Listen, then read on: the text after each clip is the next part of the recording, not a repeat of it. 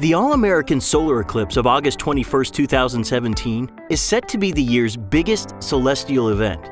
The eclipse is a must-see, but you need to know what you're doing to avoid injuring your eyes. Here are some tips for enjoying safe sun.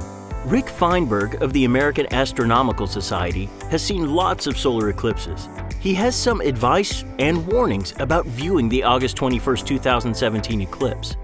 He says everything depends on whether you're in the roughly 70-mile wide path of totality, stretching from Oregon to South Carolina.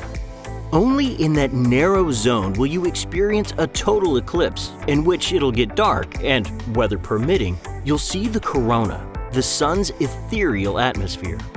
During totality, when the moon is completely blocking the sun's bright face, you don't use any filters. You look right at it. You can look right at it with binoculars, you can look right at it with a telescope. But at all other times, during the partial phases, before and after totality, or if you're not in the path of totality, throughout the partial eclipse, you must use safe solar filters. What are safe solar filters, you ask? The most common kind available now are these eclipse shades or eclipse glasses. If you go online and search for solar eclipse shades or solar eclipse glasses, you'll find many suppliers, many retailers who sell them. They're cheap, they're like $1 or $2 a piece. And they're made from a special material that blocks all but about 1/1,000,000th of the sun's light.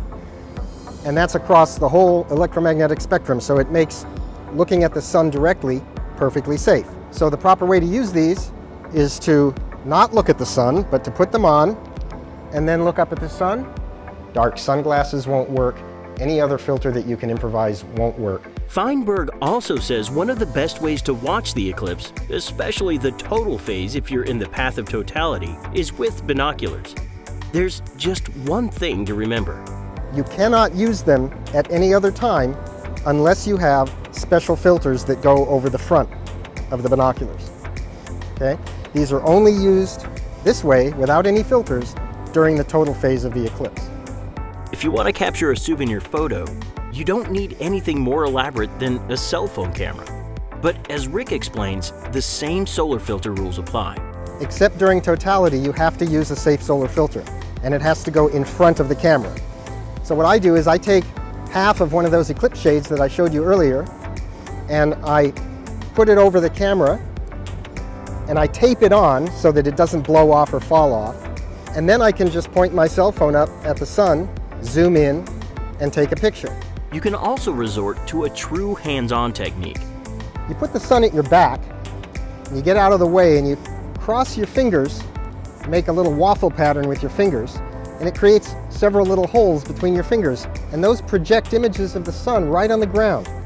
If you're within the path of the moon's dark inner shadow on August 21st, you'll experience a total eclipse lasting at most 2 minutes 40 seconds. During this brief phase, it's okay to look directly at the sun without filters. But at all other times, and at all times if you're outside the path of totality, follow the safety instructions Feinberg described. Except during totality, never look at the sun through a camera, binoculars, or a telescope unless it is covered over the front by a safe solar filter. Never use eclipse shades while looking through a camera, binoculars, or a telescope. The concentrated sunlight will melt the eclipse shade you're wearing and injure your eyes. On August 21st, wherever you are in North America, enjoy the eclipse safely.